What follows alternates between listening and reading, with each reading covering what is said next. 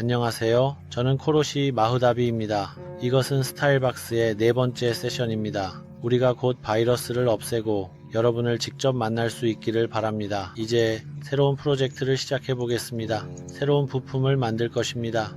제가 이전에 여러분에게 요청한 과제는 램프 쉐이드를 만드는 것이었습니다. 여기에는 지금까지 배운 세 가지 주요 행동이 포함됩니다. 저의 드러내기, 그리고 쓸어내기. 지금 중간에 이것을 빨리 하고 싶습니다. 먼저 나는 램프 쉐이드의 조명 부분, 이 노일 프레임을 만들고 싶습니다. 나는 깔끔한 스케치로 작업하고 싶습니다. 와, 나는 원을 그리려고 해. 탭을 사용하면 실제로 축을 변경할 수 있어. 그런 다음 나는 중심선을 사용하여 나중에 치수를 정확하게 맞추고 싶습니다. 보시면 불이 켜져 있고, 제가 여기 매우 차분하게 오면 우리의 마우스 옆에 색깔 있는 표시가 나타나는 것을 알 수 있습니다. 이는 제가 Y축의 수직임을 나타냅니다. 이렇게 되면 정렬된 것입니다. 그렇지 않다면 이 경우 잠시 클릭하여 관계를 설정할 수 있습니다. 그러면 Y축으로 표시된 마크가 강조된 것을 볼 수 있습니다. 나는 이 페이지에 정확히 또 다른 원을 만들고 싶으니 여기 있는 사람들은 지금으로서는 충분합니다. 나는 치수를 제공할 것입니다. 스마트 치수 단축키가 설정되었습니다. 상단 치수를 100과 같은 특정 크기로 하고 싶지만 높이는 조금 더 작게 약 80으로 하고 싶습니다. 예를 들어 이것이 얼마여야 하는지 제가 제공한 100과 같은 것인지 잘 알고 있습니다. 지금 이 시점에서 우리는 이 축에서 같은 작업을 할 수 있습니다. 잠시 주저하신다면 우리는 단순히 일반적인 방식으로 그려서 X축에 있어야 한다고 말할 수 있습니다. 이 부분의 끝은 이 원과 완벽하게 정렬되어야 하며 그래야 안전하게 부착됩니다.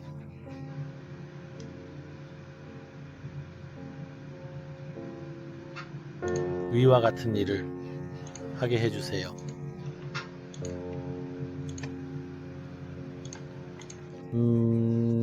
저는 이 두 개의 끝을 찾고 싶었습니다. 그래서 이제 이들을 함께 연결할 것입니다. 선 도구를 사용하여 이렇게 보일 것입니다. 제 작업을 좀 더 자연스럽게 만들기 위해 여기에서 여기까지 중심선을 그릴 것입니다. 그리고 예를 들어 5도 각도를 주고 싶습니다. 같은 작업을 수행하고 싶습니다. 위쪽에도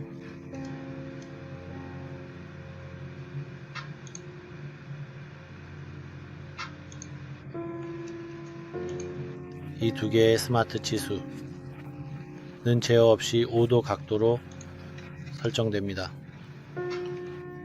왜 이렇게 하는지 물어볼 수 있을 텐데 내가 말해줄게. 트림처럼 이 여분의 부분을 제거할 거야.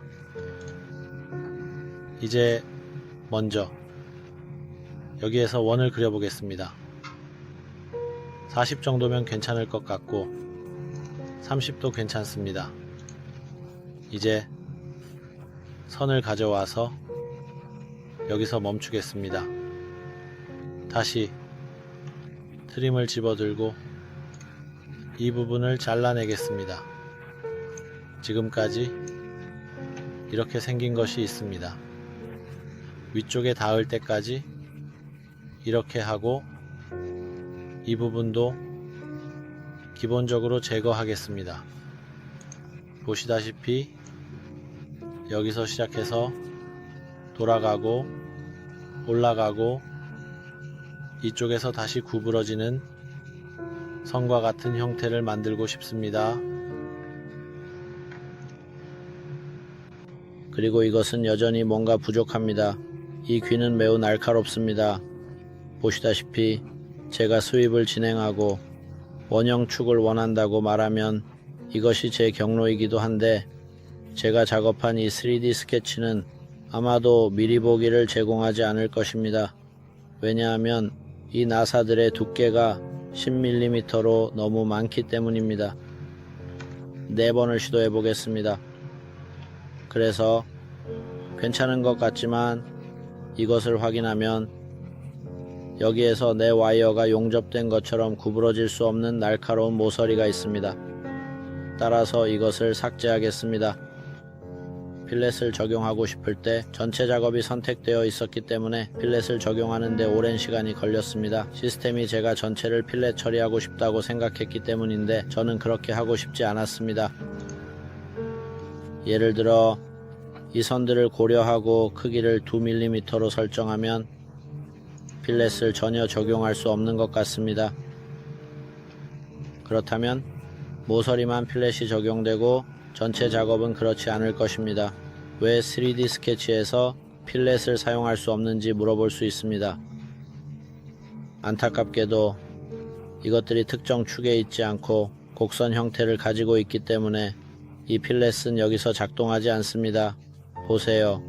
여기서는 작동했습니다. 왜요? 아니요. 여기서는 작동하지 않았습니다. 이 두 개는 같은 평면에 있기 때문에 작동했습니다. 우리가 그중 하나를 작동시킬 수 있어서 정말 다행입니다. 이것도 같은 평면에 있으니 괜찮습니다. 그들의 표면이 변한다는 사실은 받아들일 수 없는 것입니다. 이전에 예가 없습니다. 두 사람은 갈등을 일으켰습니다. 이제 우리가 이런 일을 스스로 하려면 무엇을 해야 할까요? 나는 여기서 저기로 선을 연결하기 위해 스플라인을 사용할 것이다. 스마트 치수를 제거하고 이 두 개를 연결하겠습니다. 여기서 여기까지의 거리를 5로 설정하고 여분을 잘라내겠습니다. 이제 기억해 두어야 할 것은 이것이 선이 아니라 스플라인이었다는 것입니다. 그리고 여러분이 기억하듯이 스플라인은 구부러질 수 있습니다. 따라서 저는 이것을 가져와서 제어할 것입니다. 그리고 아래 부분도 가져와서 이 두 개가 서로 접선이 되어야 한다라고 말할 것입니다. 위쪽 부분에서도 같은 작업을 수행할 것입니다. 다시 처음으로 돌아가서 이 과정을 반복해 보겠습니다. 저는 5과 5의 거리를 측정하고 추가된 부분을 제거한 후 이 두 개가 접선이고 이 두 개도 접선이라고 말하겠습니다. 지금까지 모든 것이 괜찮아 보입니다. 이제 스윕 작업을 수행하고 싶고 원형 지름을 원합니다. 나는 선택할 3D 스케치를 선택하고 숫자를 뒤로 설정할 것입니다. 좋아 보입니다. 그래서 확인을 클릭합니다. 사실 더 전문적이고 현실적인 것을 만들고 싶다면 이 선이 이쪽에서도 나오게 하는 것이 나쁜 생각이 아닐 수 있습니다. 이렇게 하면 골격이 양쪽 또는 네 쪽에서 이를 덮고 지탱할 수 있습니다. 이는 종종 발생하는 경우입니다. 하지만 이 방법도 괜찮습니다. 우리는 단지 기술을 연습하고 사용하고 싶기 때문입니다. 이제 뼈대를 만들었으니 그 주위를 감싸는 조명 쉘 부분으로 넘어가겠습니다.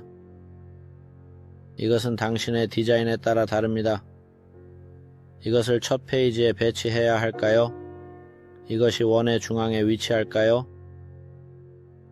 네, 여기서 그런 원을 그리겠습니다.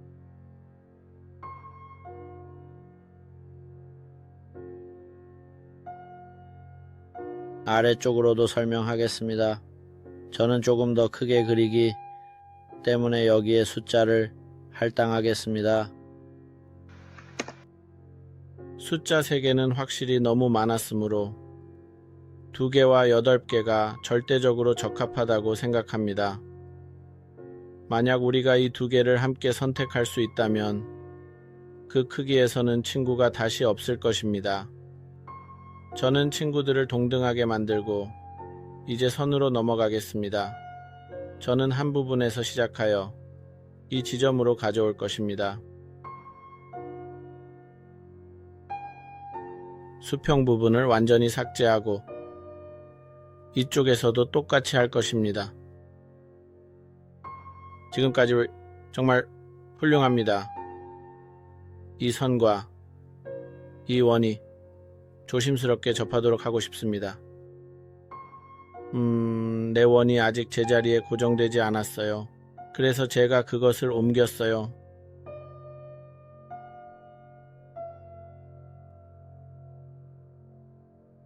자, 어떤 요소를 사용하여 도와줄 수 있을지 봅시다. 이 두 개를 함께 중앙에 배치했습니다. 더 이상의 조정은 필요하지 않습니다. 이 선과 이 원의 접선인 추가 부분은 무엇인가요?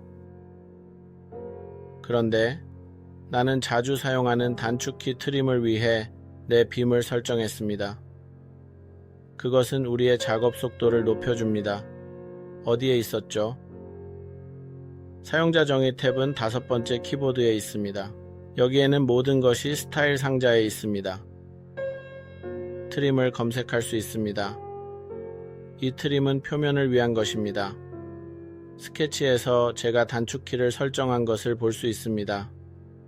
이제 더 높이 올라가서 이 작업을 반복하며 여분을 제거합시다.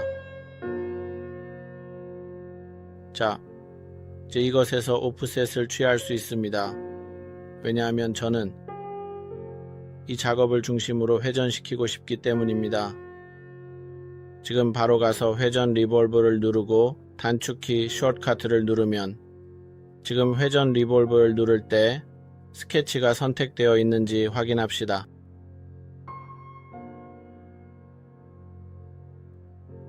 이 병합 옵션은 내가 제거하더라도 그 프레임에 맞지 않는 부피가 큰 것입니다.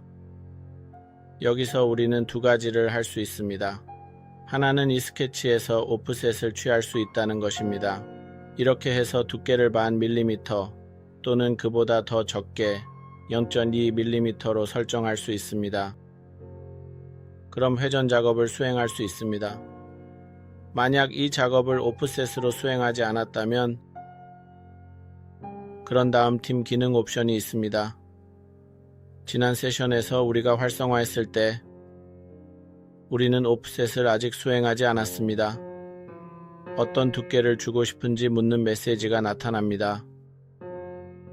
사실 여기서 저는 0.2mm를 추가하겠다고 말씀드리고 싶습니다. 그렇게 하면 저에게 껍질을 만드는 것처럼 보입니다. 이번에 처음으로 이 작업을 직접 해봤습니다. 360도 회전하길 원합니다. 병합에 관해서는 이런 결과가 나오지 않도록 해야 한다고 말하겠습니다. 물론 이 부분은 잘못되었습니다. 왜냐하면 그 안에서 밖으로 나갈 수 없기 때문입니다. 하지만 우리가 추적을 계속하면 스케치를 수정할 수 있습니다. 하지만 보시다시피 병합을 끄자 이제 컬렉션이 생겼습니다. 보상할 때 나는 오른쪽 클릭을 하고 투명도 변경을 선택하여 내가 만든 쉘 부분이 투명해져서 내가 한 작업을 볼 수 있게 합니다. 예를 들어서요. 나중에 그 부분을 조정하여 예를 들어 더 튀어나오게 만들 수 있습니다. 지금은 우리의 작업을 진행합시다. 시간이 있다면 그 일을 하겠습니다.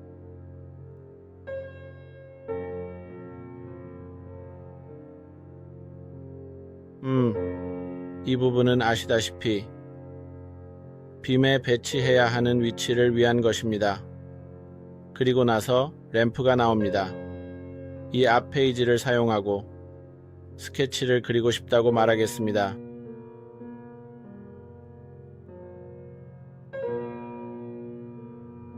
예를 들어 여기에서 여기로 오세요. 일반적으로 먼저 도면을 그리고 나서 정확하고 정밀한 측정을 적용할 수 있습니다.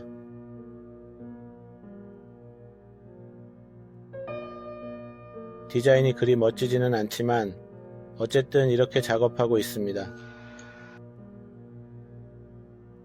나는 이 두 개를 모두 조심스럽게 정렬하고 끝을 정밀하게 안전하게 고정할 것입니다.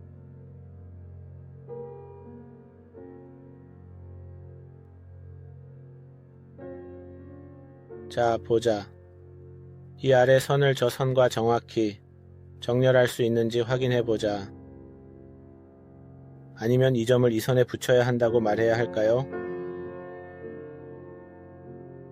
네, 이렇게요. 조금 더 크게 만들겠습니다. 외관은 나쁘지 않습니다. 이것을 닫는 것을 잊지 말아야 합니다. 아주 좋습니다. 그늘로 돌아가서 더 나은 공개로 넘어갑시다. 이것들의 치수를 제공하는 것이 더 좋았겠지만 당신이 직접 그릴 수 있습니다. 다른 것들과 붙지 않도록 이 몸체가 생성되는 것을 위해 병합을 끌 것입니다. 한 조각을 빼보겠습니다. 여기 보시면 나중에 느슨하게 하거나 재료를 추가할 수 있는 별도의 몸체를 만들었습니다. 여기에 형태를 추가하고 싶습니다. 결과가 어떻게 나올지는 모르겠지만 이 단순함에서 나왔으면 좋겠습니다. 더 좋고 더 단순하며 더 예쁘게. 하지만 모든 사람은 각자의 취향이 있으며 특히 이란 시장에서는 미니멀리즘이 널리 받아들여지지 않습니다. 여기에서 90도 각도의 삼각형을 만들고 싶습니다. 즉 서로 수직이어야 합니다. 그리고 이것이 확장되는지 봅시다. 네. 이 두 개는 서로 정렬되어야 합니다.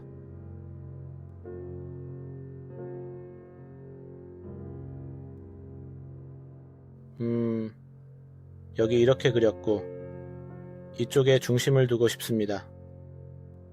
제가 언급했듯이 먼저 도면을 그린 다음 이 두 선이 평행해야 한다고 말할 것이고 이 점은 실제로 이 선과 정렬되어야 합니다. 아래에서도 같은 작업을 수행할 것입니다. 나는 이 점이 이 중심선과 일치해야 한다는 것을 잊지 말아야 한다. 만약 오래된 박스 커터를 사용하고 있고 중간점을 보여주지 않는다면 이 선에서 오른쪽 클릭을 하면 중간점 선택 옵션이 나타나서 이 선의 중간을 선택할 수 있다.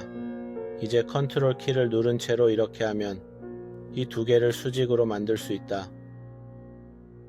이것도 할 수 있습니다. 저는 이 두 개에서 측정을 하고 싶습니다. 예를 들어 40의 거리를 주십시오. 이 선이 저 선에 붙고 저 선이 그 선에 붙기를 원합니다. 예를 들어 여기서 이런 모양을 만들었습니다. 만약 이것이 20이라면 이것도 반드시 20이어야 합니다. 다른 것들도 확인해 봅시다. 네. 예를 들어 40을 설정하고 35로 만듭시다. 이제 여기에서 움푹 들어간 부분을 만들고 싶습니다. 나는 압출 절단을 사용할 것이고 이 표면에서 시작하여 중간 평면에서 시작해야 한다고 지정할 것입니다. 그럼 얼마나 안으로 들어가야 할까요? 예를 들어 Dm라고 가정해 봅시다. 좋아요. 우리는 여기서 이런 식으로 하고 있습니다. 이제 선택된 원형 패턴 또는 절단의 축으로 넘어갑시다. 우리는 이 표면의 축이나 어떤 원형 물체에 따라 선택할 수 있습니다. 여기 숫자에 대해 수용 가능합니다. 보시다시피 360도이기 때문에 이 두 가지를 볼 수 있습니다. 여기 3개, 4개가 있습니다. 물론 수학과 기하학에 대한 약간의 기술이 있다면 서로 맞는 숫자를 생각해낼 수 있습니다. 이제 이 크기가 10과 같아서는 안 된다는 것이 분명해졌습니다. 그리고 조금 생각해보니 이것은 여전히 더 작습니다. 하지만 멀리서 보면 우리에게는 예시로 적합합니다. 몸 작업의 좋은 점은 예를 들어 이 두 개를 오른쪽 클릭하여 임시로 숨길 수 있다는 것입니다. 아니면 그냥 나와서 보라고 할 수 있어. 그리고 20분 동안 작업했지만 파일을 저장하지 않았다고 알려줘.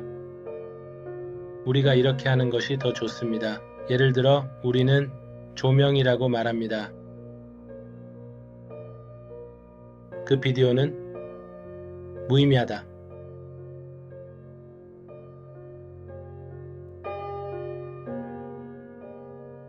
여기에서 잘 맞는 형태를 신중하게 만들 것입니다.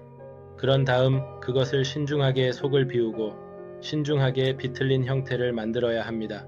그 후 신중하게 늘릴 램프를 신중하게 추가할 것입니다.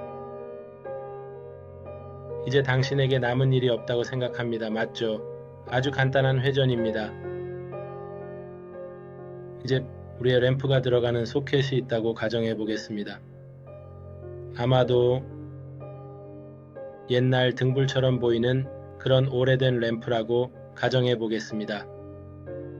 우리는 아마도 복잡한 세부사항과 독특한 특징을 가진 새로운 램프를 직접 디자인할 수 있습니다. 이는 정말 흥미로운 일입니다.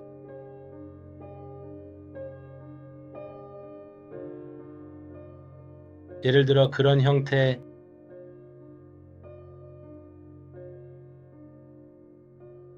왜 이걸 보고 있는지 궁금할 수도 있습니다. 제 머릿속에는 이것이 수직이어야 한다는 생각이 있습니다. 왜냐하면 수건선이 사이클로 갈 때 각대는 어떤 움푹 들어가거나 튀어나온 부분이 없어야 하기 때문입니다. 자, 이걸 조금 회전해 봅시다. 우리는 내가 이렇게 병합을 제거해야 하는지 물어볼 수 있다고 언급했습니다. 저는 병합을 제거하지 않았다고 말하고 싶습니다.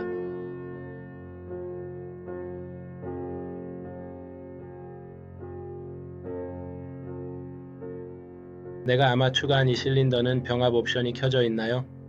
네, 병합이 켜져 있으면 보시다시피 접촉이 있기 때문에 이 두 개를 병합하고 싶다고 말하는 것 같습니다. 이건 하지 말았어야 했습니다. 예를 들어 병합을 끄고 아니오라고 말할 수도 있었습니다. 그들을 분리된 상태로 유지하고 더 멋진 것을 해봅시다. 저는 과거로 돌아가고 있습니다. 즉, 제가 이 작업을 할 때 이 조각이 이 바디와 병합되기를 원했습니다. 이 부분의 주에 깊게 살펴봅시다. 나는 병합하고 싶다고 말할 수 있지만 둘 다가 아니라 이 하나만입니다. 이제 확인을 누르면 완료된 것을 볼 수 있습니다. 이제 우리는 세 개의 바디가 있습니다. 이 프레임, 저 쉘, 그리고 여기 있는 전체 바디입니다. 그리고 이제 추가되는 램프는 네 번째 바디로 인식됩니다.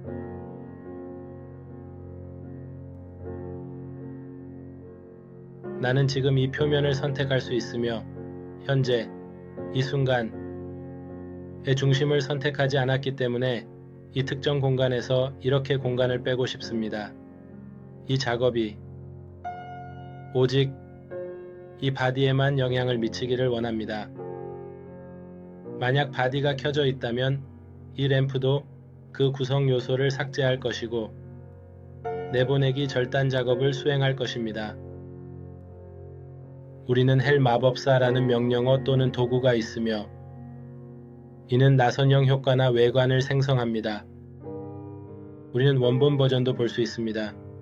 그것은 나사산 모양의 외관을 만들어냅니다. 하지만 제가 아직 스프링 효과나 기능에 대해 설명하지 않았기 때문에 당분간은 여러분을 혼란스럽게 하고 싶지 않습니다. 지금은 이것을 보관하고 또한 램프가 매우 크거나 과대해졌습니다. 드시겠습니까?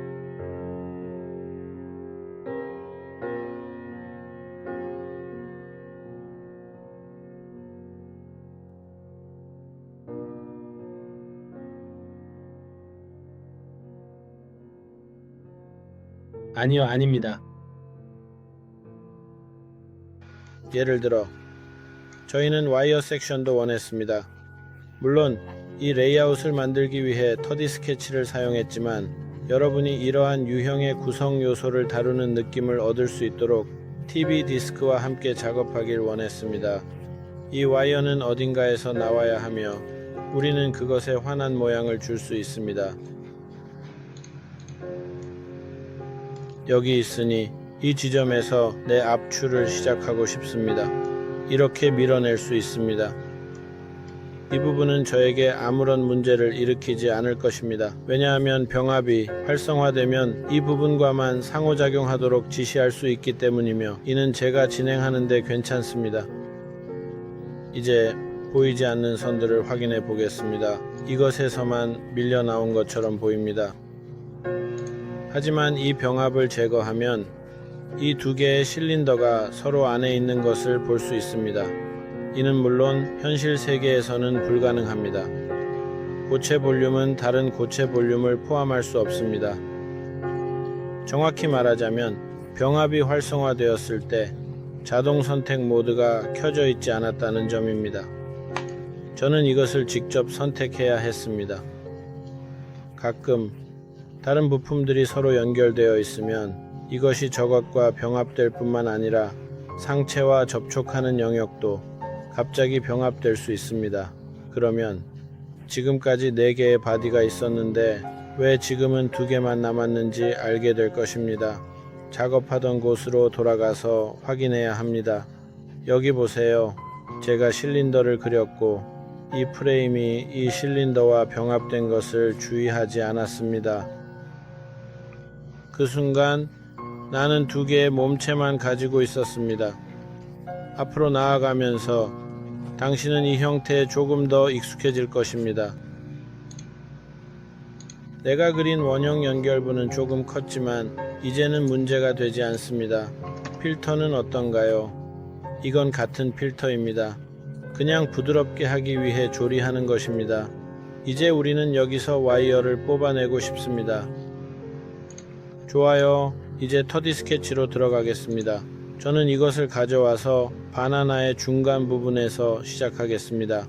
이것이 어떻게 나오는지가 매우 중요합니다. 나는 탭을 클릭할 것이고 Y축과 X축은 나에게 적합합니다. 제가 바나나의 중간을 선택했기 때문에 이 선택 정보가 나왔습니다. 저는 Y축과 X축이 필요합니다. 여러분이 탭을 클릭하면 이건 변경되지 않을 것입니다. 다른 일이 발생했다면 파일을 닫고 다시 열어보세요. 상자 스타일을 다시 열어보세요. 정렬될 것입니다. 왜 이런 일이 발생하는지 아직 이해하지 못했습니다. 지금 보시다시피 제가 하는 모든 일이 제대로 나오고 있습니다. 하지만 가끔 이 문제가 발생할 수 있습니다. 현재 우리가 사용하고 있는 소프트웨어는 정말 좋습니다. 여기서 터디 스케치를 변경할 때 이렇게 끌어당깁니다. 이렇게 하면 소프트웨어의 측면에서 그것들을 볼 수 있습니다. 와이어는 확실히 이런 뱀처럼 구부러진 위치에서는 올라갈 수 없습니다. 중력이 그것을 아래로 끌어당깁니다. 이 땅은 우리에게 조금 정의되어야 합니다. 어떻게 생각하나요? 내가 터디 스케치를 그리기 전에 적어도 내 상단 페이지가 여기 위에 있다는 것을 말해야 하고 이 하단 페이지를 사용하여 나 자신을 위한 바닥이나 표면을 만들 수 있습니다. 지금은 간단한 형태로 도식적으로 유지합시다. 예를 들어 두께가 20이고 병합이 꺼져 있어 고체 조각이 되지 않도록 합니다. 나는 이것을 여기 바닥에 놓았습니다. 이제 이 선을 아래로 내리고 다시 살펴봅니다. 이제 이야기가 무엇에 관한 것인지 더 잘 이해하게 되었습니다. 여러분, 제가 왜 예전에 이 이야기를 꺼냈던 거죠? 내가 3D 터디 스케치를 한 후에 내보내기를 했을 때 편집을 누르면 더 이상 그것의 미래를 보여주지 않습니다. 예를 들어서요. 나는 이제 이것을 분해했으며 몇 가지 조정 후에 TDD 스케치를 변경하고 싶습니다. 아래 부분이나 이 선, 그리고 몇몇 다른 요소들이 더 이상 존재하지 않는 것을 볼 수 있습니다. 왜냐하면 이들은 미래의 형태를 갖추게 될 것이기 때문입니다. 수동 모드에서 일부 객체를 가져올 수 있지만 이 객체는 더 이상 뒤로 이동하지 않습니다. 이 스케치의 한 요소가 여기의 요소와 관련이 있기 때문입니다. 내가 그것을 뒤로 당기면 요소가 실제로 존재하지 않기 때문에 그렇게 할 수 없을 것입니다. 그것은 그 요소에 의존하고 있기 때문입니다. 내가 돌아가면 아마도 내가 언급한 동일한 관계가 원의 중간에서 이 선을 시작할 것입니다. 사실 우리의 관계가 이 두 가지를 연결합니다. 그리고 그것이 존재하는 한 나는 돌아갈 수 없을 것입니다. 내가 그것을 삭제하려고 하면 아마도 그것을 더 가까이 가져올 수 있을 것입니다. 그러니 이 점을 염두에 두세요. 다시 한번 살펴봅시다. TDD 스케치를 편집하러 가봅시다. 오른쪽 클릭을 하고 이 옵션을 선택하면 축이 중앙으로 오게 된다고 말씀드렸습니다. 많은 아이들이 이걸 바닥에 던지는 경향이 있지만 이 와이어는 우리가 고려해야 할 특정 강성이 있기 때문에 그렇게 하지 마세요. 이제 우리는 엔지니어링 상태로 원하지 않고 단지 렌더링을 위해 필요하므로 너무 엄격할 필요는 없습니다. 나는 이 분야에서 내가 많은 손을 가지고 있다는 것을 깨달았으므로 이를 위한 단축키를 만들 수 있습니다. 그럼 진행해 보겠습니다. 키 조합을 기억해야 할 것 같아요. 네. 어떤 단축키를 눌러야 할까요? X를 눌러야 합니다. 현재 주소 필터에 대해 X가 활성화되어 있다고 합니다. 그게 무엇인지 모르겠어요. 하위 카테고리가 너무 많아요. 그 안에서 수행할 수 있는 작업은 10만이 알고 있습니다. 소프트웨어를 완벽하게 아는 사람이 과연 있을까요? 그래서 이 설정을 할 것인지 묻고 나는 예라고 대답합니다. 이제 X를 누르면 아주 쉽게 나타나는 것을 볼 수 있습니다. 이것은 심지어 이러한 처리 기술을 활용할 수 있으며 이는 여기서 땅으로 내려갔다가 다시 올라간다는 것을 의미합니다. 논리적으로 이것은 심지어 조금 더 높을 수도 있습니다. 예를 들어 나는 이렇게 이걸 아래로 내릴 수 있습니다. 하지만 이건 그 결과로 꽤 많이 올라갔습니다.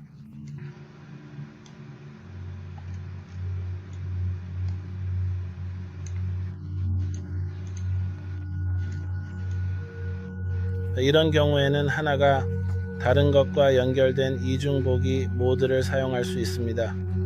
그게 무슨 뜻인가요? 하나를 확대하면 다른 것도 함께 확대된다는 뜻입니다. 이 옵션을 사용하면 뷰의 연결을 해제하면 이 등각 투영을 유지하면서 측면 뷰를 분리할 수 있다고 합니다. 여기 와 주셔서 정말 좋습니다. 예를 들어 여기서 너무 많이 내려갔습니다. 선택해야 합니다. 나는 X키를 누르고 조금 올립니다. 물론 마우스 감도를 조금 조정해야 합니다.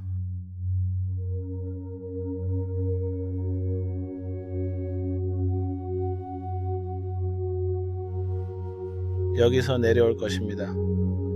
이 작업이 다소 지루하다고 말하고 있지만 이러한 처리 기술에 더 익숙해질 수 있는 좋은 기회입니다. 왜 이 접근 방식을 취하지 않느냐고요? 잠깐 보면 제가 그것을 내려놓기 때문입니다.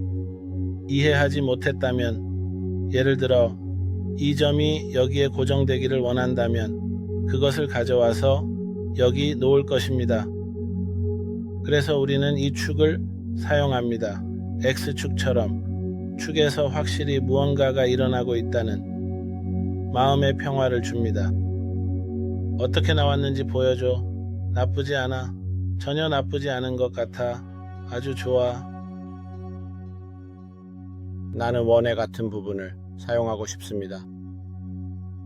나는 이 페이지에서 아니요라고 말합니다. 이 페이지는 평평합니다. 나는 스케치를 할 수 있다. 그러면 그것이 비뚤어지기 시작합니다. 멋진 작업을 해봅시다. 멋진 일이 일어날 것을 볼 수 있습니다. 나는 중심선이 있습니다.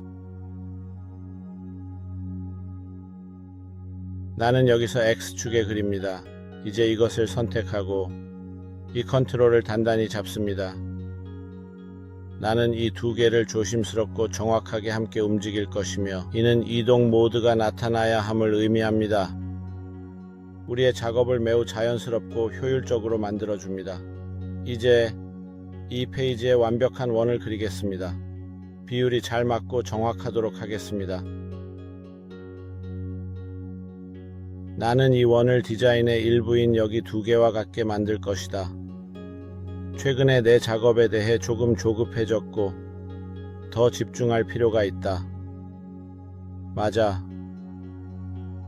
나는 이렇게 선을 그릴 것이며 정밀성과 정확성을 보장하고 그것을 건설을 위해 변환하여 선이 점선으로 명확해지도록 할 것입니다. 여기 하나의 원이 있습니다. 그리고 여기 또 다른 원이 있습니다.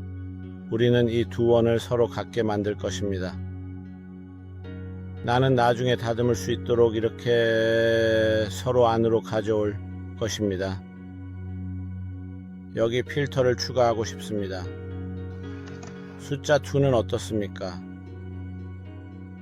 그게 너무 많나요?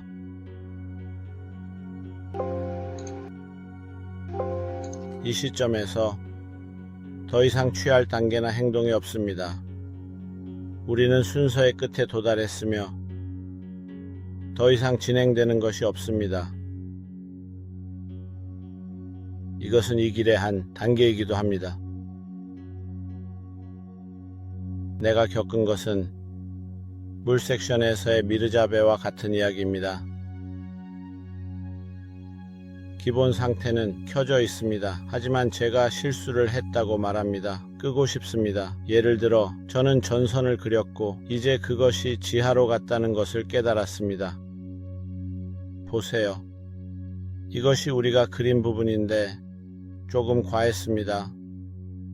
이제 두 가지 옵션이 있습니다. 나는 이 선을 올리거나 실제로 내 와이어의 두께를 줄일 수 있습니다.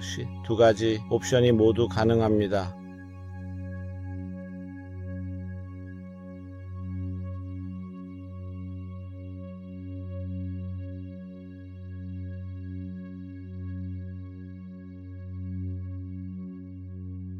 확실히 조금 더 나아졌습니다.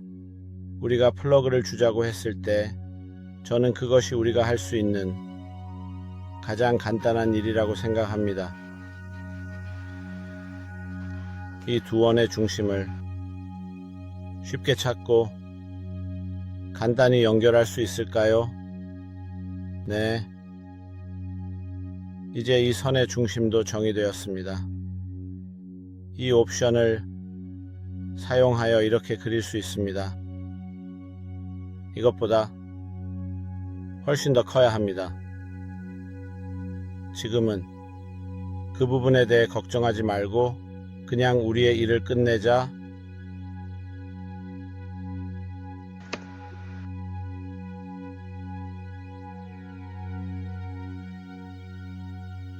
이제 이 기호와 합쳐져야 합니다. 기존의 사인파 패턴과 원활하게 통합되어야 하며 이는 실제로 2입니다. 그러면 우리는 단순히 포크를 빼내고 거리를 측정하여 이를 수정하고 이러한 문제를 처리할 수 있습니다. 우리는 더 이상 그것을 하지 않을 것입니다. 당신이 하세요. 소켓이 컴퓨터에 연결할 준비가 되었습니다.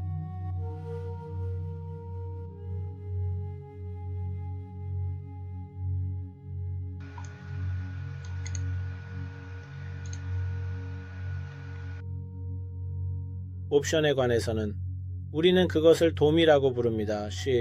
하지만 주요 발음이 무엇인지 잘 이해하지 못했습니다.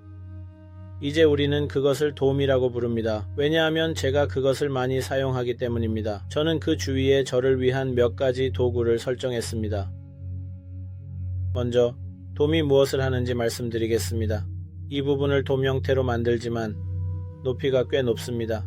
어떻게 돔 형태로 변형되는지 볼 수 있습니다. 이 도구는 두 가지 모드, 즉 타원형과 정상형이 있습니다.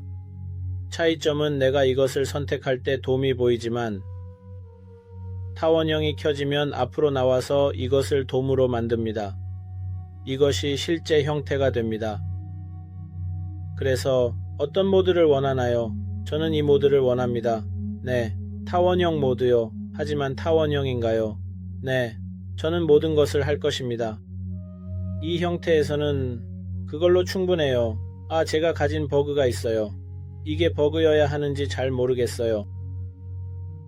두 세트를 선택하면 이 타원형 모드가 사라지므로 먼저 이를 확인한 다음 다시 돌아와서 이 돔을 선택하여 활성화해야 합니다. 그런데 이 모드를 반전시켜 안으로 가고 싶다면 반전 버튼을 누르면 됩니다. 이렇게 하면 실제로 그쪽에서 돔 모양이 만들어집니다. 하지만 정상형이 없으면 어디로 가야 할까요? 삽입 기능에서는 돔과 관련된 모든 명령이 여기에 있습니다. 그래서 여기에서 단축키를 사용할 수 있습니다. 저는 저장할 수 있습니다. 이 섹션은 비어 있거나 여기에 있습니다. 사용자 정의, 사용자 정의를 찾을 수 있습니다. 이번에는 키보드 대신 댓글을 확인하세요. 이 삽입 기능의 하위 집합이 무엇인지 알 수 있습니다. 정상적인 상황에서는 여기에 기반이 없을 수 있지만 당신이 즐기는 명령이 있습니다. 예를 들어 당신의 영혼에는 이 앞돈이 없을 수도 있습니다. 저는 저를 위해 추가했습니다. 여기에서 찾을 수 있습니다. 여기 있습니다. 저는 그것을 바로 끌어오고 있으며 이는 클릭을 유지하고 조심스럽게 여기서 놓는 것을 의미합니다. 우리는 그것을 가질 수 있지만 내가 원하지 않기 때문에 그냥 제거하고 실제로 파괴할 것입니다. 우리는 더 이상 이 표면이 필요하지 않습니다. 왜냐하면 살릴의 뒤쪽, 바닥 및 벽이 실제로 레이아웃을 결정할 수 있기 때문입니다. 전체 형태가 그리 복잡하지 않거나 특별히 흥미롭지 않을 수 있다는 것을 알고 있지만 보시다시피 이것은 훈련을 위한 것입니다. 자, 한 모금 마시고 이제 빈 공간에서 시작하는 명령에 대한 새로운 수업으로 넘어갑시다. 제 필요는 몇 개의 페이지를 만드는 것입니다. 우리는 이 맥락에서 첫 번째 세션에서 페이지 생성에 대해 간략하게 언급했지만 이제는 이를 좀 더 익숙하게 다루고자 합니다. 예를 들어 기능에서 상단 평면을 선택할 것입니다.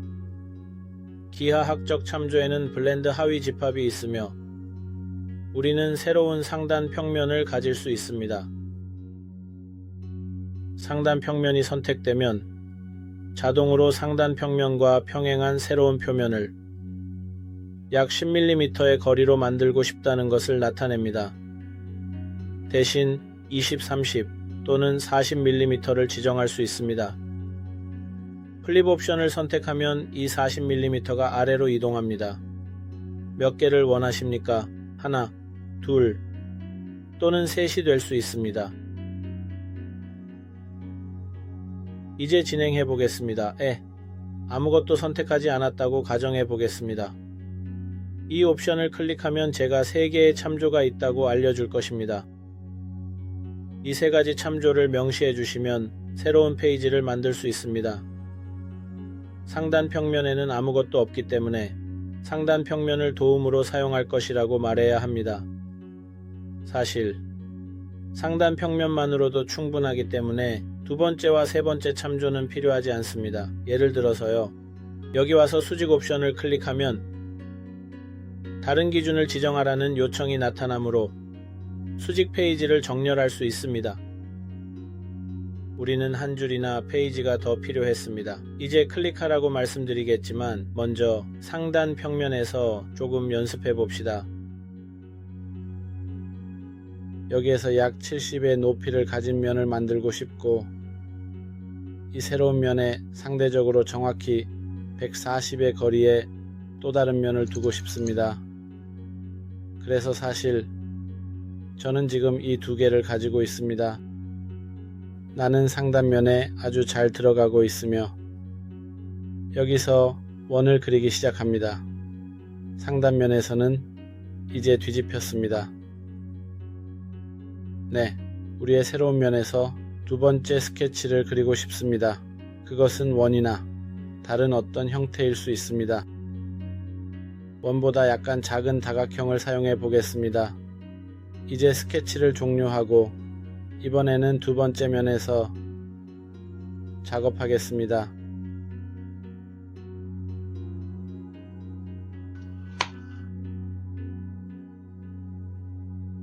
다시 말하지만 나는 원을 원합니다. 여기서 다시 그런 원을 그릴 수 있지만 변환 연습을 위해 그 스택에서 수용된 이 원을 가져왔습니다. 이것은 우리의 상단면에 있습니다. 만약 내가 그것을 선택하면 잘못 선택될 것입니다. 내가 변환을 클릭하면 원의 X좌표가 이 면에 던져지는 것 같습니다.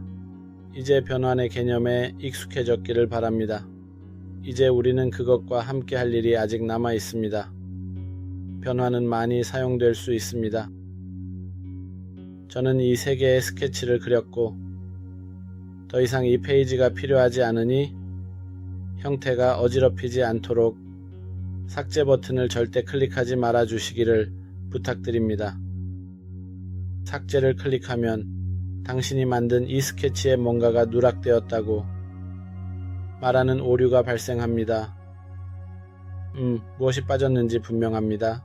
그것은 페이지에 있어야 했지만 그 페이지는 더 이상 존재하지 않습니다. 그래서 저는 그냥 돌아올 것입니다. 저는 그것을 숨길 것입니다. 즉, 저는 그것을 보고 싶지 않다는 의미입니다. 이제 여기서 우리는 실제로 로프트를 사용할 것입니다. 정점을 내게 소개하라고 합니다. 정확히 어떤 것들이 정점이라고 불리나요? 이렇게 보이도록 선택할 수 있습니다. 보시다시피 이 점에서 저 점으로 전달하고 싶어 하는 것 같고 다시 원래 상태로 비틀어지는 것 같습니다. 내가 승인하면 당신의 디자인이 정말 이렇게 되지 않는 한 우리는 이 명령을 사용할 수 있습니다. 하지만 이러한 문제를 피하기 위해서는 트리 다이어그램을 사용하여 선택하는 것이 더 좋습니다. 트리 다이어그램은 여기에는 정확히 없습니다. 스케치 쪽으로 약간 이동했습니다. 가능한 한 이들을 최대한 정렬하려고 합니다.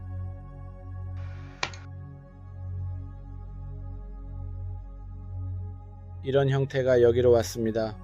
이 삼각형 모양을 대체할 수도 있고 다른 형태가 될 수도 있으며 또는 제 핵심 솔루션의 마지막 원을 대체할 수도 있습니다. 저는 스케치를 변경하고 싶습니다.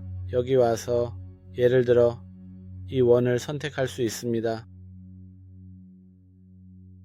우리는 이것이 변환되기를 원했으므로 이 변환 관계를 삭제하겠습니다. 이것을 훨씬 더 크게 만들 것이며 이렇게 보일 것입니다.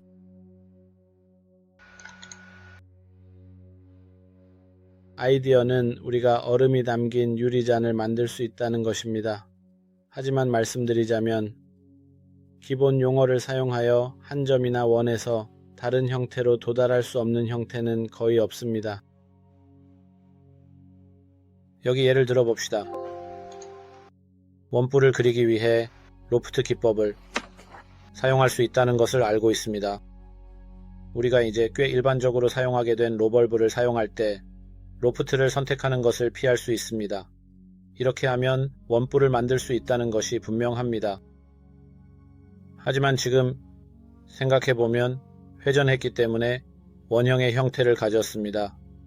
이집트의 피라미드처럼 생각해봅시다.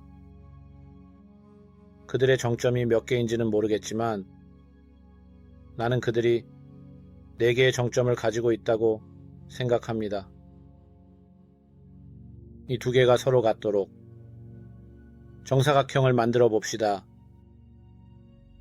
스케치 환경에 있을 때는 스케치를 종료하기 전까지 평면을 생성할 수 없다는 점을 기억하는 것이 매우 중요합니다. 스케치 환경에 있다는 것을 나타내는 두 개의 기호가 보입니다. 평면을 생성하려면 스케치를 종료해야 합니다. 이제 평면이 나타나는 것을 볼 수 있습니다. 제가 몇몇 단어를 잘못 발음한다면 사과드립니다. 제발 용서해 주세요. 나는 새로운 평면을 선택할 것입니다. 이것도 포인트입니다. 우리는 이것을 사용할 수 있습니다. 좋아요. 별 모양으로 여기 두겠습니다. 제가 만든 평면을 숨기는 것을 기억합니다. 이제 로프트를 클릭하겠습니다. 이 스케치에서 점에 도달할 수 있을까요? 네, 가능합니다. 이제 보시다시피 저는 스케치의 이름을 언급했습니다. 디자인에서 그것을 중앙에 배치했어야 했습니다. 모서리에 두는 것이 전혀 문제를 일으키지 않을 것임을 보여주고 싶었습니다. 또한 로프트에 대해 언급해야 할 또 다른 중요한 점은 구조를 더 잘 이해하기 위해 놓을 수평 평면이 있다는 것입니다. 언제든지 평면을 편집하고 싶을 때는 해당 평면을 오른쪽 클릭하고 기능 편집 옵션을 선택하면 됩니다. 치수가 200이든 190이든 상관없습니다. 문제가 없다는 사실과 관계없이 전혀 문제가 없습니다. 원하신다면 그 위에 또 다른 평면을 만들 수도 있습니다. 여기에서 보여줄 수 있는 매우 좋은 형태입니다. 제가 말씀드리겠습니다. 만약 스케치를 잘못된 평면에 그렸다고 느끼신다면, 예를 들어 상단 평면에 그렸어야 했다면 스케치에서 마우스 오른쪽 버튼을 클릭하고 두 번째 옵션인 스케치 평면 편집을 선택하시면 됩니다. 여기에서 표시된 대로 현재 평면 1에 있음을 보여줄 것입니다. 만약 평면 2라고 하면 가능한 한 관계와 위치를 변경하지 않고 그곳으로 가져올 것입니다. 하지만 내가 그것을 올바르게 그렸기 때문에 사실 나는 여기 정확히 있기를 원했습니다. 그리고 그 위에 또 다른 정사각형이 있기를 원했습니다. 이 평면들이 지금 정말 저를 괴롭히고 있으니 저는 그것들을 숨기겠습니다. 좋습니다. 이제 로프트로 넘어가겠습니다. 여기서 구분을 보여주고 싶습니다. 이 섹션을 간단히 선택한 다음 이 지점으로 가서 다시 돌아오면 실제로 이것들로부터 로프트가 생성된 것을 볼 수 있습니다. 이것이 우리의 형태가 되었습니다.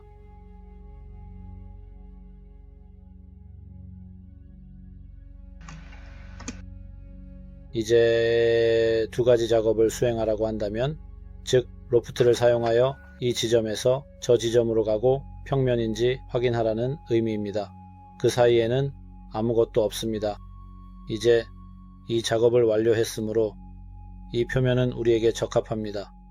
우리는 이 평면에 또 다른 사각형을 그릴 필요가 있습니다.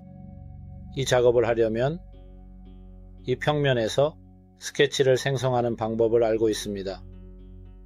이 스케치를 만들고 변환하면 주위에 윤곽선이 생기지만 저는 로프트를 사용하여 이 스케치를 이 표면에 연결하고 싶기 때문에 그렇게 할 필요는 없습니다. 지금 보시다시피 이들은 정렬되어 있지 않으므로 저는 이를 이동시켜 조정할 것입니다. 이렇게 두 단계를 사용하면 기하학에서 이러한 상황을 피할 수 있습니다.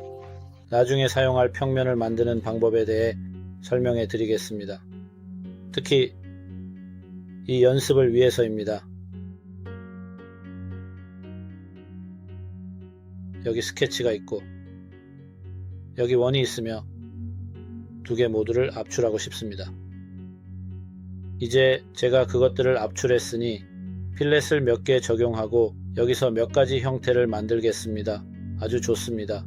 이제 평면을 생성할 수 있는 몇 가지 옵션이 더 생겼습니다. 이것은 기하학 지식의 일부로 돌아갑니다. 당신이 얼마나 기억하는지는 모르겠지만 평면은 3점을 지나간다고 합니다. 예를 들어 나의 첫 번째 참조점은 2점입니다. 두 번째는 2점입니다. 그리고 세 번째는 2점입니다. 보세요. 이 세계에서 저는 평면에 점을 놓고 이 평면을 만들 수 있습니다. 예를 들어 나는 그것을 선택하고 여기에서 스케치를 그린 다음 압출하고 자를 수 있습니다. 우리는 측면에서 그것을 보는 예를 들었고 이제 그것이 새로 생성된 평면에서 완전히 기울어져 있음을 알 수 있습니다. 이제 다른 형식이 있습니다. 예를 들어 이 평면을 선택하고 이 환한 형태와 함께 보면 여기서 이 평면이 원의 접선이 되도록 수직으로 만들었다고 말하고 있습니다. 이제 내가 수직 위치에서 평행 위치로 가져온다면 네, 이 새로운 평면이 그것과 평행해지고 접촉하게 됩니다. 이것은 터치의 샘플이며 내가 그것을 뒤집으면 그 영역의 반대편으로 이동할 것입니다. 당신에게 매우 유용한 또 다른 점은 예를 들어 각도에서 평면을 원할 경우 먼저 여기에서 평면을 평평하게 만드는 것입니다. 두 번째 참조에서 이 새로운 평면의 힌지가 될 선을 선택합니다. 힌지는 무엇을 의미하나요? 여기서 수직 위치 대신 45도 각도를 예를 들어 120도로 변경할 수 있는 각도 위치로 가져옵니다. 보세요. 이 평면에서 들어올려져 이 부분으로 가져오는 것처럼 보입니다. 이것은 매우 유용하며 새로운 평면을 생성하기 위한 다른 많은 옵션이 있습니다. 첫 번째 세션에서 제가 그것을 사용했으며 우리가 반드시 더 설명할 것이라고 말씀드렸다는 점도 알려드려야 합니다.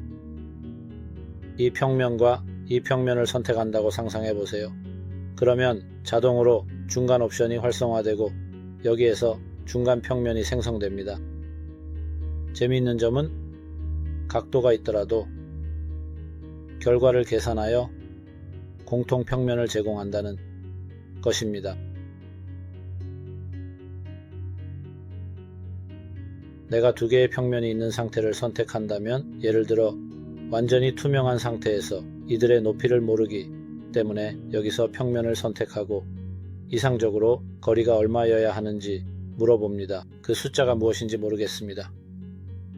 대략 20과 35 사이여야 하나요?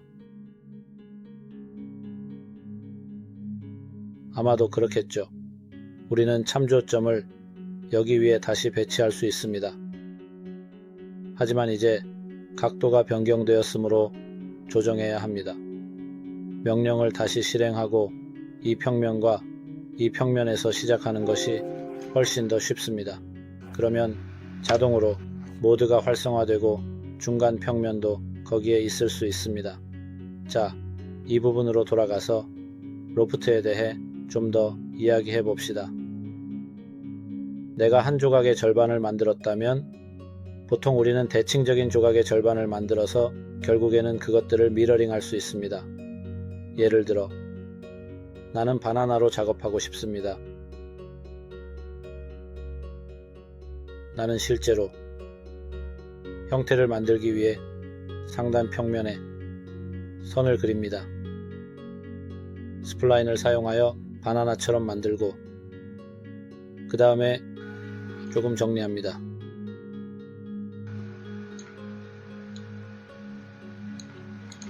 예를 들어 이 영역을 닫아야 강조 표시가 되도록 기억해야 합니다. 이제 제가 해야 할 일은 이것과 이것을 서로 수직으로 만드는 것입니다. 어떤 문제가 발생할 수 있는지 보기 위해 이 부분은 하지 않겠습니다. 지금까지 이 점을 염두에 두고 싶습니다. 이제 이것의 수직인 평면, 즉 제 글쓰기 평면에 도달했으며 다시 스케치를 그리고 싶습니다. 네, 저는 측면에서 이 형태를 그리기를 원합니다. 유압 핸드로 드러난 이 형태가 우리가 다루고 있는 문제입니다. 우리는 그것을 작업하고 수정하고 있습니다. 하지만 바닥도 확인해야 한다는 것을 기억해야 합니다. 저는 계속해서 이 점을 언급하고 있습니다. 이제 다락으로 넘어가겠습니다. 이 스케치가 이 스케치와 연결되기를 원합니다. 이 미리 보기를 볼 수 없고 이렇게 보인다면 이는 이 스케치가 그 끝에서 생성되고 있다는 것을 의미하며 이 경우 미리 보기를 전혀 보여주지 않아야 합니다.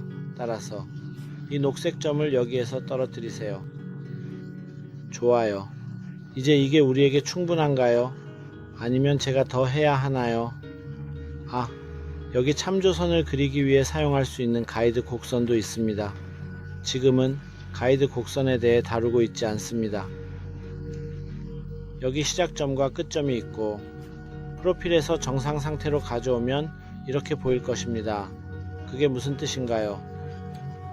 이것이 이 평면의 수직이 되도록 만듭니다. 측면을 확인하고 어떻게 보이는지 봅시다. 어떻게 수직이 되었고 이 지점에 도달했는지 보세요.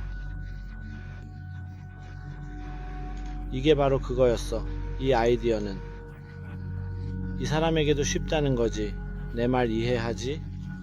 나는 이 작업을 했고 이제 이 페이지를 기준으로 그것을 반영할 거야. 그러면 이렇게 자연스럽게 형태가 나와. 이 선들은 무시해도 괜찮아. 우리는 평가 옵션으로 가서 제브라를 선택하여 이러한 선들을 보여줄 수 있습니다. 그래서 우리는 그 안에서 빛의 변화를 볼 수 있습니다. 이 선들이 여기에서 끊김없이 지나간 것을 볼 수 있습니다. 하지만 여기 상황이 좋지 않다는 것은 분명합니다. 여기에서 약간의 작업이 잘못되었다는 것도 볼 수 있습니다. 나머지 작업은 이렇게 할 수 있습니다. 이제 왜 이런 일이 발생했을까요? 스케치를 할 때 이 선은 이 선과 수직이어야 한다고 말하지 않았기 때문입니다. 첫 번째 것을 수직으로 만들었으니 두 번째 것은 더 이상 그것을 이해하지 못합니다. 그래서 저는 여기서 아래로 중심선을 그리고 이 선이 반드시 수직이어야 한다고 말합니다. 그리고 이 선은 저 선과 평행해야 합니다. 다른 스케치에서도 같은 작업을 해야 합니다. 아니요, 이게 제가 한 거예요. 저는 이걸 원해요. 네. 이 같은 지점에서 중심선을 그릴 수도 있어요. 두 개를 함께 정렬할 필요도 없어요. 네, 이것은 하나의 방법입니다. 그래서 이것은 매우 형편없이 진행되었습니다. 나는 수평선을 그리고 이 두 선이 서로 접하도록 만듭니다. 이렇게 형태가 되었습니다. 물론 이제 이것은 매우 일반적인 것이 되었습니다. 나는 시작 옵션이 여기서 시작되었다는 의미로 갔을 때 이것이 나에게는 정상적이었다는 것을 기억합니다. 나는 그것을 프로파일링 했으며 아래쪽 부분도 바닥에 수직인 상태로 이 작업을 할 수 있습니다. 이 양은 다양한 처리 옵션에서 조정할 수 있습니다. 보세요. 많은 작업이 이루어졌습니다. 이제 만약 우리가 너무 앞으로 밀어버리면 전혀 흥미롭지 않을 것입니다. 수동 모드도 있어 숫자를 입력할 수 있습니다. 이제 둘 다 조금 조정할 건데 괜찮다고 생각합니다. 거울에 비치면 매우 왜곡됩니다. 그래서 제 스케치를 완전히 다시 해야 합니다.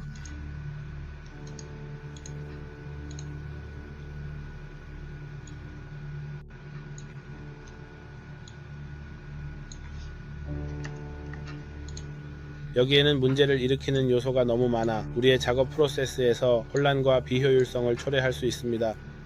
포인트를 삭제할 수 있나요? 네, 간단합니다. 수정하고 싶은 특정 영역을 강조 표시하여 복사본을 신중하게 선택한 다음 키보드에서 삭제 키를 누르기만 하면 됩니다. 이렇게 함으로써 작업이 더 관리하기 쉽고 조직적으로 변하여 원활한 작업 흐름과 더 나은 명확성을 제공할 수 있습니다. 앱은 더 많은 세부 정보가 필요하며 더 비슷하게 보여야 합니다. 이제 제브라를 클릭하면 아래의 양식이 얼마나 깔끔해졌는지 보겠습니다.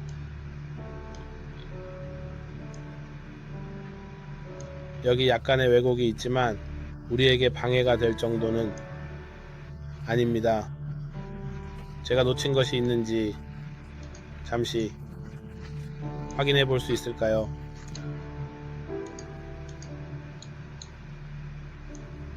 아니요, 이것은 기둥이 이런 형태를 취했기 때문입니다. 여기서부터는 좋지 않습니다. 날카로워지면 우리의 형태에는 이란이 실제로 포함되어 있는데 이는 전체 구조에 독특한 차원을 추가하기 때문에 꽤 흥미롭습니다.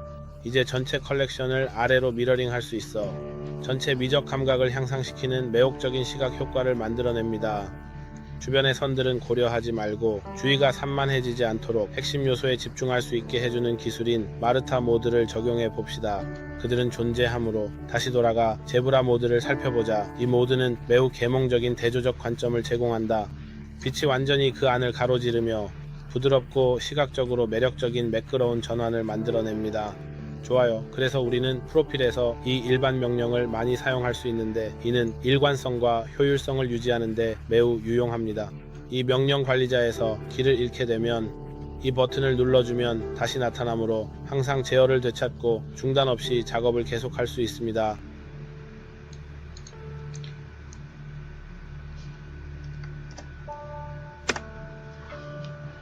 우리는 꽤 멀리 왔고 영상이 조금 길어지고 있지만 이것은 정말 중요한 교훈입니다. 여러분이 이미 아시겠지만 경계도 같은 작업을 수행한다는 것을 모르실 수도 있습니다. 하지만 이제 다음 세션에서 이러한 주제를 자세히 다루고 이야기가 무엇인지 알려드리겠습니다. 나는 당신의 다음 연습이 당신의 창의성과 밀접하게 관련되어 있기 때문에 이 포괄적인 가이드 곡선을 공유하고 싶습니다.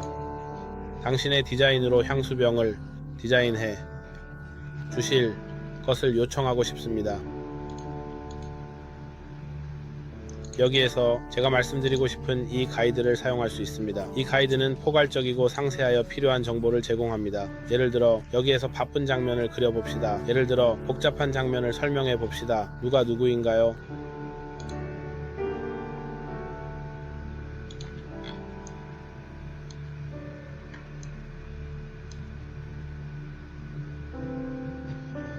사실 저는 즐기지 못했다고 말씀드려야 할 것 같습니다. 솔직히 말하자면 꽤 실망스러웠습니다. 괜찮으시다면 삼각형을 그려주셨으면 좋겠습니다. 또한 제 경험이 예상했던 것만큼 즐겁지 않았다는 점을 강조하고 싶습니다. 사실 그것은 다소 기대 이하였고 제 기대를 충족하지 못했습니다.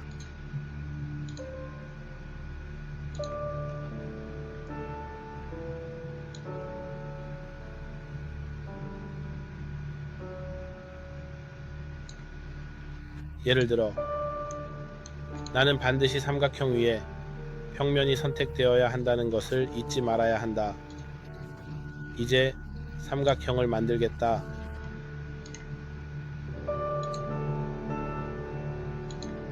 저는 또한 추가적이고 불필요한 페이지를 제거하고 이렇게 정리할 것입니다.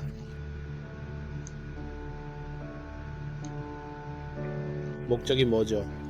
바닥을 삼각형으로 만들어 봅시다. 보세요.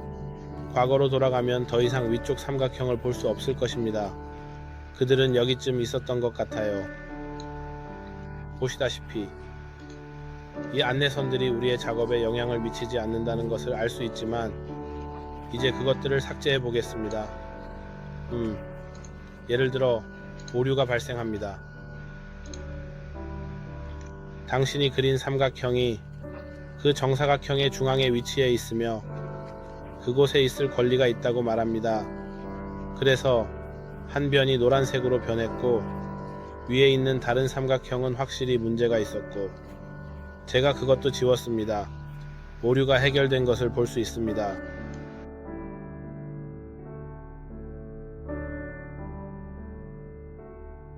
일반적인 상황에서 우리가 이 방법이나 기법을 함께 적용할 때 보통 이 특정한 형태나 결과를 얻게 되죠. 맞나요? 하지만 이제 가이드 곡선이 안내하는 선에 대해 이야기하고 싶습니다. 여기에서는 디스크빔으로 그리는 것이 훨씬 더 좋습니다. 이 세 점을 연결하겠습니다. 이제 그들이 연결되었으니 나는 그들에게 V 모양을 줄 것입니다. 이제 이 세 개가 가이드 곡선 섹션에서 연결되었다고 가정해 봅시다. 이 선도 선택하겠습니다. 실제로 이것은 무엇을 하나요? 우리는 이 세 가지를 아무것도 아닌 것으로 설정한다고 말합니다. 또한 당신이 그린 가이드 곡선을 따릅니다. 이제 나는 세 개의 가이드 곡선을 가질 수 있습니다. 나는 이쪽과 저쪽에 그릴 수 있습니다. 이 단계에서는 필요한 가이드 곡선을 별도의 스케치에 그려주시기만 바랍니다. 다시 보여드리겠습니다. 새로운 스케치를 만들겠습니다. 나는 끝에 부드럽게 연결되도록 선으로 하나 그렸다. 그 이유는 무엇인가요? 이것들을 연결하면 가이드 곡선 섹션에서 이것과 이것으로 이어집니다. 이것을 쉽게 선택할 수 있습니다. 보시다시피 저는 두 개의 가이드 곡선이 하나의 스케치에 있을 때 두 번째 스케치를 선택했습니다. 또는 세 개 또는 네 개의 가이드 곡선이 있을 수 있으며 이 경우 선택 관리자 메시지가 나타나고 이 단계에서 약간 혼란스러울 수 있습니다. 그러니 지금은 가이드 곡선을 분리해 두는 것을 추천합니다. 이 부분은 나중에 꼭 설명해 드리겠습니다. 지금은 이 시스템을 사용하여 분리된 상태로 유지하세요. 디스크빔 스케치를 그리고 가이드 곡선을 만든 후 어떤 이유로 명령을 종료하더라도 디스크 스케치가 선택된 상태에서 다시 디스크 스케치를 클릭하면 동일한 디스크 스케치를 편집하게 됩니다. 새로운 것을 열고 싶다고 생각할 수 있지만 그렇게 하면 기존의 디스크 빔 스케치가 변경됩니다. 그러니 빈 공간을 선택한 다음 디스크 스케치를 다시 클릭해 주세요. 이제 두 번째 것은 새로운 세트로 간주됩니다. 지금까지 잘 진행되고 있습니다. 노력해 주셔서 감사합니다. 다음 세션에서는 로프트를 사용하여 향수병을 주요 연습으로 만들어 보길 원합니다. 모양은 당신의 독창적인 디자인이 될 수 있습니다. 집 주변의 향수병이나 콜롬과 같은 병에서 영감을 얻거나 인터넷에서 찾아볼 수 있습니다. 복사하지 않는 것이 좋지만 정말 멋진 형태를 발견하고 그것을 복사하게 된다면 괜찮습니다. 하지만 나는 당신이 그 안에 몇 가지 세부 사항을 포함시키기를 원합니다. 완료되면 이렇게 보이게 하세요. 로프트는 무엇을 하나요? 약 2mm 두께의 빈 껍질을 만듭니다. 이것을 투명하게 만들면 그것이 비어있게 되었다는 것을 볼 수 있습니다. 그런 다음 이 부분을 비우고 가속 절단을 수행한 후 스프레이 섹션을 위한 스토퍼를 그려야 하며 우리는 스윕을 가져야 합니다. 스프레이 섹션에 구멍이 많을수록 좋습니다. 이를 위한 캡을 만들어야 합니다. 예를 들어 만약 당신이 이렇게 생긴 향수병이 있다면 이것이 당신의 주요 연습입니다. 그 지점에 도달한다면 여러분이 그렇게 되기를 바랍니다. 많은 분들이 저에게 연습 과제를 보내주셨지만 아직 완료하지 않으셨습니다.